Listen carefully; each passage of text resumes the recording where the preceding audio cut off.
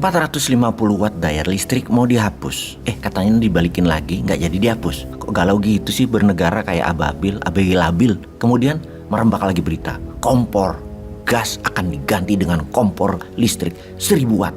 Nah ini gimana nyambung logikanya ya? Listrik rumah nggak sampai 1000 daya watt. Lalu masaknya pakai apa kalau kompor gas diganti? Di tengah selalu gonjang-ganjing cara kelola negaranya, ada berita terbaru lagi dari calon wapres atau salah satu yang mau manggung lah di 2024 yang coba-coba bergaya ala-ala Pak Jokowi. Merakyat, yang nggak natural namun terus disosialisasikan lewat medsos. Agak wagu sih dilihatnya. Katanya punya solusi untuk PLN. Bener solusi. Bosman ini kalau dengar kata jual, kayak gimana gitu radar curiganya. Maklum, mantan sales, mantan broker. Bawaannya tiap ada transaksi itu komisi aja pikirannya. Begini ceritanya, solusi bosnya listrik PLN yang memonopoli tapi merugi itu, yaitu Pak Menteri BUMN, akhirnya memutuskan PLN resmi akan disubholdingkan, akan dipecah-pecah, akan dibagi-bagi dalam sub-sub yang independen. Subholding PLN ini nantinya akan dijadikan perusahaan terpisah dari induknya. Setelah dipisahkan akan dijual ketengan, baik untuk cari utangan penambahan modal maupun sebagian saham di Lego di pasar modal. Ada masalah apa hingga PLN mesti dipecah-pecah atau dipreteli seperti itu? Jawabannya supaya gampang dijual. Sebab kalau dijual gelondongan, nanti ketahuan siapa pembelinya. Nanti kalau pembelinya ternyata oligarki, maka akan ketahuan ternyata privatisasi PLN tersebut agar mereka bisa bawa pulang aset sebelum 2024. Satu alasan yang digunakan Pak Menteri BUMN dalam memecah-mecah PLN adalah alasan keuangan untuk memperbaiki kinerja keuangan PLN. Mengapa perlu diperbaiki? Karena utangnya PLN sangat besar. Jadi solusi atas utang adalah dengan mempreteli aset PLN. Menarik ya solusinya, menarik sekali, jenius sekali, super jenius. Perusahaan yang disuap APBN kok di Lego? Itu pertanyaannya. Dan itu kita mau tanya kejeniusannya. Ketergantungan PLN pada subsidi dan kompensasi sangatlah tinggi. Subsidi adalah keputusan DPR dan pemerintah, sementara kompensasi adalah akal-akalan pemerintah melalui Menteri Keuangan. Dengan kompensasi, maka bisa diatur PLN untung atau rugi. Demi pencitraan, maka akan diatur tetap untung. PLN tidak dapat mempertahankan EBITDA tanpa subsidi dan pendapatan kompensasi yang jika digabungkan jumlahnya sekitar 66 triliun pada tahun 2020 dibandingkan dengan EBITDA sebesar 74 triliun. Ini adalah uang negara dari pajak, bukan dari usaha PLN. Sementara PLN sendiri harus fokus bayar utang. Bayangin, subsidi dikategorikan pendapatan. Lah gila sih sebenarnya.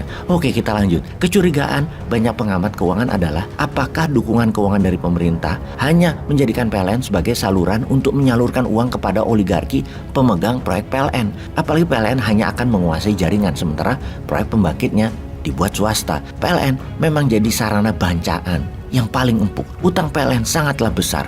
Mereka menimbun utang untuk menopang belanja dan selanjutnya belanja untuk memperbesar kapasitas oligarki penikmat take or pay (TOP) dari pemerintah. Utang PLN dalam laporan keuangan semester 1 2022 mencapai 640 triliun, naik dari 630-an triliun dari periode yang sama tahun lalu. Merugi tapi dibayarin APBN. Kita perdalam lagi mengapa PLN rugi. Karena dalam 8 tahun terakhir manajemen kelolaan bernegaranya sesungguhnya dikelola anti-industrialisasi. Hanya membuat Indonesia negara dagang dan negara komoditi alam. Karena sedikit dan berkurangnya industri, maka deindustrialisasi itu membuat daya listrik di pembangkit listrik gak kepakai. Kebetulan strategi jenius dalam pemerintahan adalah menggunakan strategi take or pay. Pakai gak pakai dibayar oleh PLN. Power plant pembangkit listrik punya oligarki. Itu kebetulan lagi pastinya.